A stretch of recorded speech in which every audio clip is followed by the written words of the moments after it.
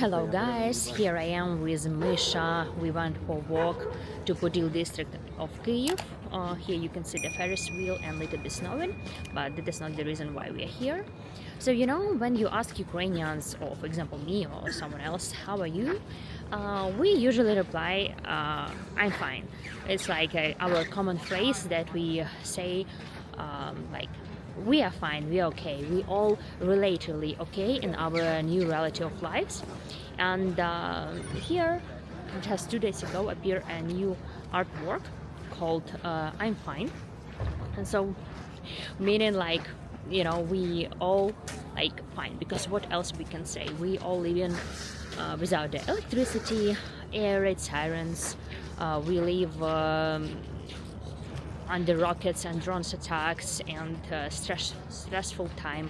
A lot of people lost their homes, loved ones, and so on. So all world know our situation, and we just simply reply I'm fine. So this artwork is continuing the project of I'm Fine initiative that first were presented in Burning Man, and now it's here in Ukraine. Let's see this closer, and later we will go to the news updates.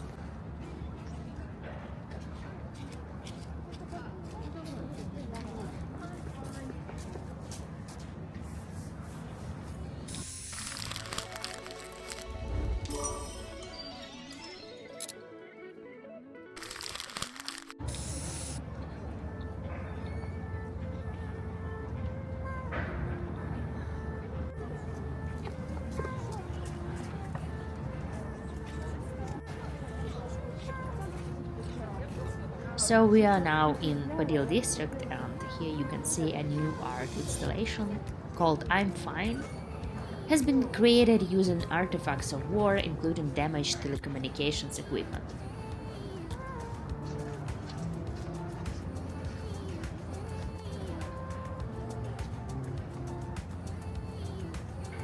Here you can find different smartphones, tablets, what else, antennas, wireless, microchips, damaged network equipment. Everything was actually affected by Russian attacks and occupation, and everything that you see here is represent what our engineers face daily. It symbolizes hope and new possibilities, even during the toughest times.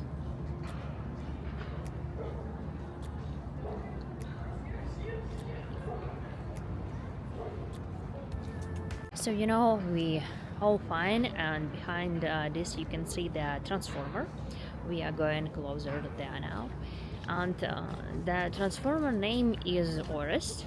He was providing power for 50 years and located in one of the power station, and in the beginning it was damaged by shrapnel, but eventually the Russia targeted and it was burnt in fire for 24 hours. And this year they decided to bring it here to this Contractova Square, that people will see this hero named Orest. Why Orest? Because I read a lot of interviews about this project, organizers of the project. People who work on electric grid, they don't treat them as a machine for such years of work. For them it's like a colleagues, they doing like the work together and so on, so they given them names. The workers working under such a condition said like it's a team, and it's not a just machine. It's our partners, because Russia is killing our infrastructure, energy grid, and thermal stations, and this Orest too, because it was serving for us, but unfortunately Russia killed him too. So, and before I was walking here, and I see that there's information about this place, and it's called Fighting for the Light. So that is what we doing all right now. We fighting not only front lines, we also fighting for the lights. Unfortunately it's only on Ukrainian language, and about this Orest.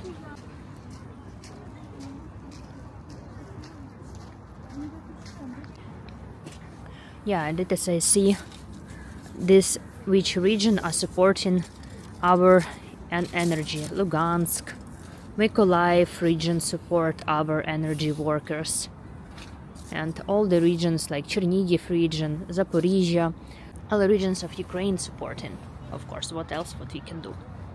Energy guys are our warriors of war too, but we don't see them. They're not fighting in the front lines. They fighting with Russia on the energy grid and doing everything to fix our electricity, because right now we have electricity shortages, maybe for already 2 or 3 weeks, for some hours per day, and it's just first months of winter, and we still have to go through the cold and have heating, water, and lights are more important in cold period of time than spring, autumn, and summer. So we don't know what's happened from Russia next, how we're going to survive this winter, but we all believe in the best, and we know that Russia already destroyed 90% of our electricity grid, and what we can just do fixing and replacing something after each attack. For some period of time we don't have electricity while the repair works are going on, so this is happening right now,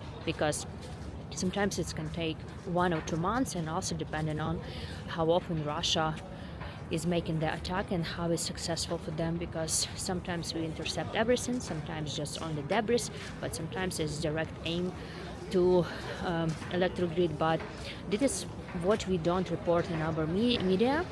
We don't provide any photos and how much consequences after attack it's causing. So we all keep this very private, because if Russia knows which rocket, which direction, and what exactly were hit, it means like it's a good way to do it again.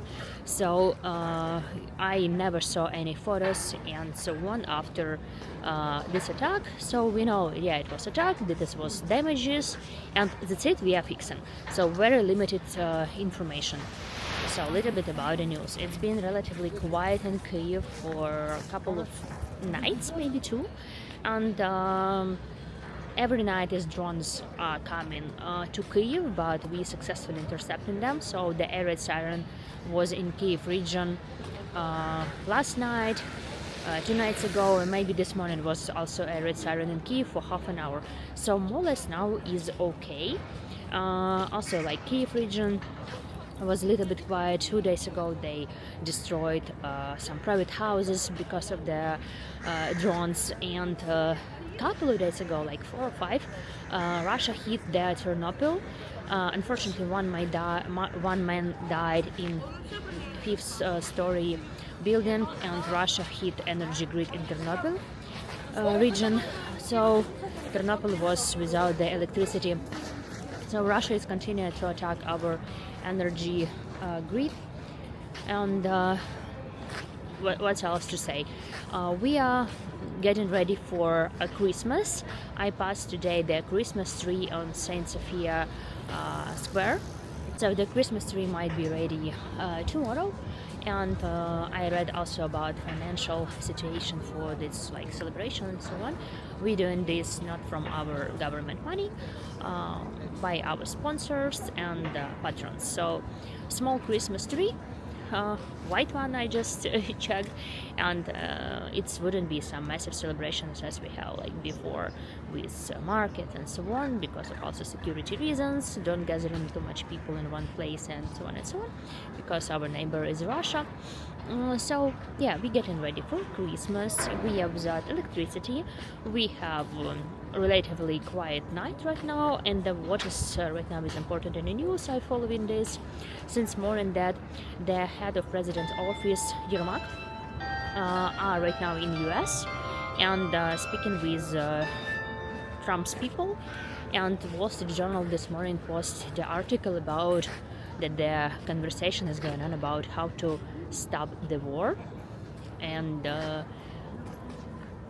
there are like different scenarios, and they speaking about like NATO, no NATO, how to stop, and making different deals. So we are following the situation, and we will see how it's turned on, how it's changed in I missed all the nice lights. How it's going to change in January and spring.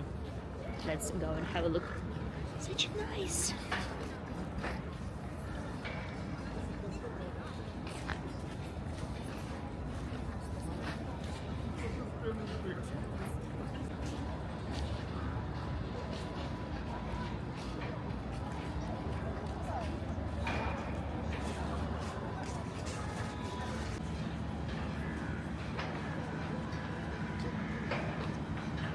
So guys, as always, thank you for watching my channel. Thank you so much for your nice comments under my video from yesterday.